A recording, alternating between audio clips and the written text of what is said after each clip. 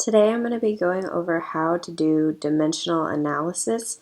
And so dimensional analysis, it's going to be very similar to the process that we did whenever we were doing metric conversion.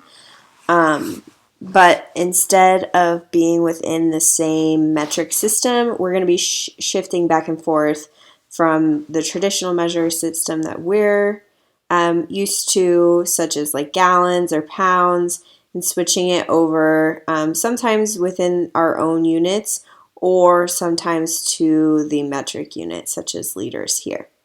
Okay. So I'm just going to go through a few examples with you. It should kind of become something that you recognize based off of what we did previous, okay? So here we're going from 145 pounds to kilograms, okay? So remember, whatever is here is what's going to go in our first box. So let me change this to 145 pounds.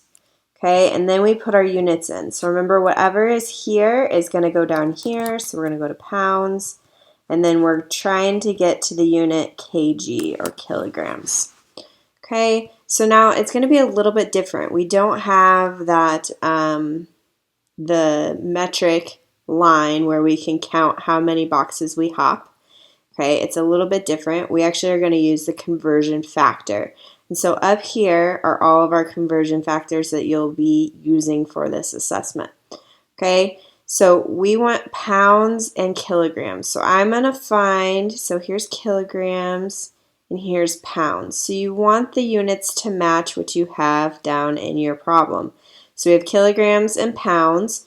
So there's a 1 in front of this kilogram, so we're going to put a 1 in front of this one. Okay, and then for pounds, it's 2.2.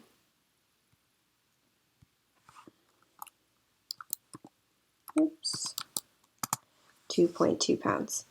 Okay, so we're going to, let me grab my calculator, multiply across. So 145 times 1 will give us 145, and then 1 times 2.2 will give us 2.2. So 145 divided by 2.2, and that's going to give us 65.9 kilograms.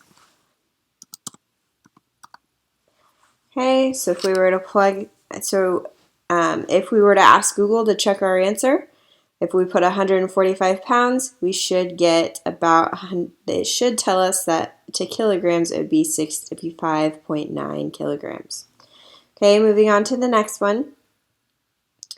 We're going from 2 pounds, okay, because we have pounds on top.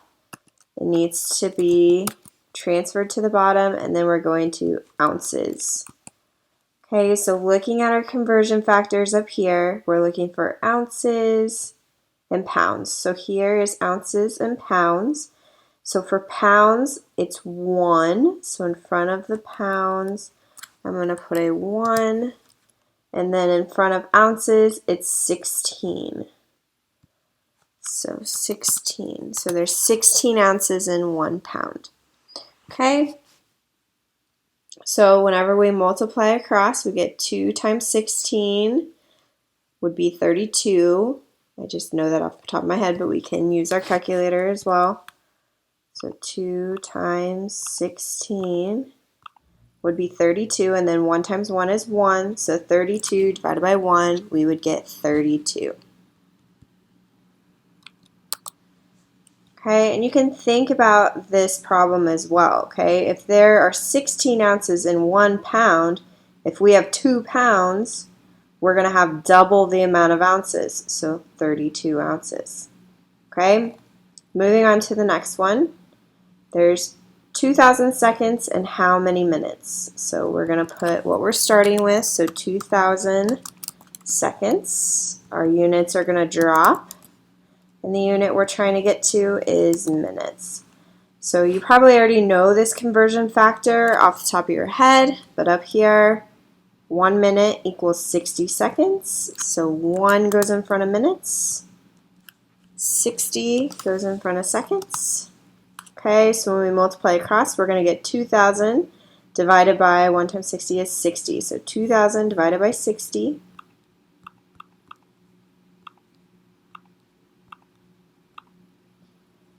is 33.3 repeating, so 33.3. All right, and then the last one I'm going to practice with you guys. We're starting with 55 inches. Okay, so we're going to drop inches below. We're trying to get to centimeters. Okay, so finding the inches and centimeters. Here we have centimeters and inches. So in front of the centimeters, we need 2.54 centimeters. And then in front of the inches goes a 1.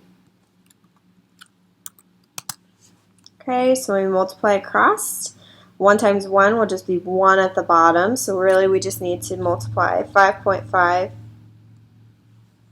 times 2.54. So 55 times 2.54. And then we would divide by 1, but it would just give us the same number. I'll even do it. Okay, so we get 139.7. Okay, so in 55 inches, there's 139.7 centimeters. Okay, so you're going to use these sets that or these examples that I just did with you in order to complete the next 2 pages. If you do have any questions, please feel free to reach out to me. If you're not understanding it, we can always jump into a Meets and I can help walk you through it.